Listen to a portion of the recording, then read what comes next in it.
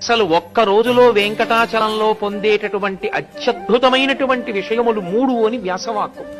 అందులో మొదటిది స్వామి పుష్కరిణీ స్నానం, శ్రీనివాసస్య దర్శనం. స్వామి పుష్కరిణీ స్నానం చెయ్యడం, వెంకటేశ్వర స్వామి దర్శనం చెయ్యడం.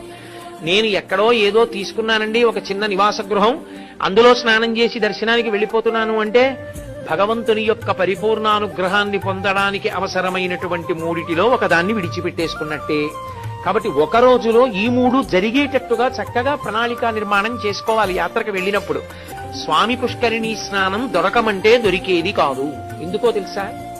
కొన్ని లక్షల మంది పర్వతం మీదకి వెళ్ళొచ్చు, కొన్ని పదుల మందే పుష్కరిణిలో స్నానం చేస్తుంటారు.